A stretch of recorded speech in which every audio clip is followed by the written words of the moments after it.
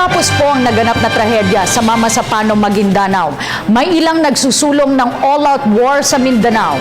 Gayunman dahil sa masamang epekto nito, partikular na sa buhay ng mga kabataan, marami ang mariing tumututol dito.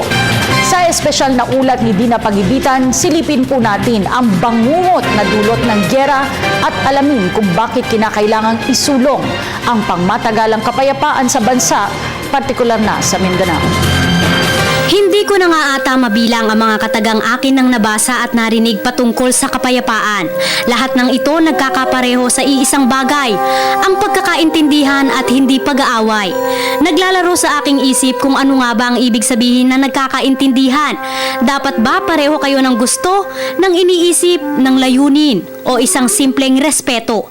Para kay Lieutenant Colonel Eli Glenn Villaflor ng 4th Special Forces Battalion ng Philippine Army na nakabase sa Basilan, kilalang conflict area, ang kapayapaan ay hindi lamang simpleng kawalan ng kaguluhan o pagtigil ng putukan ng magkabilang panig.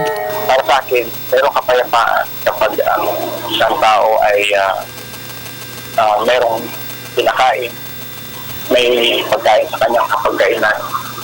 Para sa akin, ang kapayapaan ay kung ang mga bata ay hindi mang kung ang tao ay hindi mang nakapag-aral. Pumukaw sa damdamin na maraming Pilipino ang pagkamatay ng 44 na miyembro ng PNP Special Action Force nito lamang Enero 25 matapos makabakbaka ng MILF, BIFF at iba pang armadong grupo sa Mamasapano, Maguindanao. Gayunman, hindi naman bababa sa 20 ang patay sa panig ng MILF. Ilang linggo ang lumipas, laman ng pahayagan, radyo, telebisyon at kwentuhan ng lahat ang naganap na engkwentro. Para sa mga galit ang nangingibabaw sa puso dahil sa insidente, all-out war ang solusyon dito. Magkasalungat naman ang pananaw riyan ng dalawang dating Pangulo ng Pilipinas na sina Manila Mayor Joseph Estrada at Fidel Ramos. Para kay Estrada na nagsilbing Pangulo taong 1998 hanggang 2001, all-out war nga ang tanging solusyon para matigil na ang karahasan.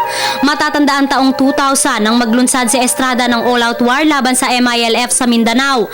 Dito binomba ang may 10 ektaryang Camp Abu Bakar. Bagamat tuluyang bumagsak sa mga kamay ng gobyerno ang kampo ng mga rebelde, daan-daang sundalo naman at rebelde ang namatay at libu-libong sibilyan ang nawala ng tirahan. Sa paniniwala naman ni Ramos, hindi dapat isantabi ang usapang pangkapayapaan na gumugulong na sa ngayon. Sa panunungkulan ni Ramos, nagkaroon ng peace agreement sa pagitan ng MNLF at gobyerno. Dito na itatagang ARMM. Ibang all-out war naman ang pinaniniwala ang dapat na gawin sa Mindanao at sa buong Pilipinas para kay Colonel Villaflor. Ang solusyon dito sa problema sa Mindanao ay pwede kong sabihin na quote-unquote all-out war. All-out war in the sense na dapat lahat, bawat isa sa atin ay mayroong gagawin para makapag-contribute tayo sa peace and development.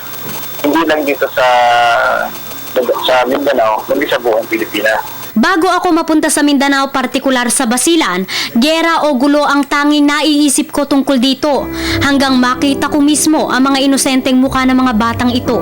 Marahil patunay na sa trauma ng mga away sa Basilan ang kwento ng batang si Janjan, 4 na taong gulang. Sa kwento ng kanyang mga magulang, hindi siya nakakatulog nang hindi katabi ang kanyang baril. Oras umanong may marinig na putok o tunog ng helicopter ang bata, agad itong nagsasabi ng alert habang hawak ang kanyang baril. Bagay na hindi normal sa isang bata, resulta ng armed conflict sa lugar. Ang pagpapalit ng bisikleta sa baril, pagpapakita lamang ng kanyang kamusmusan.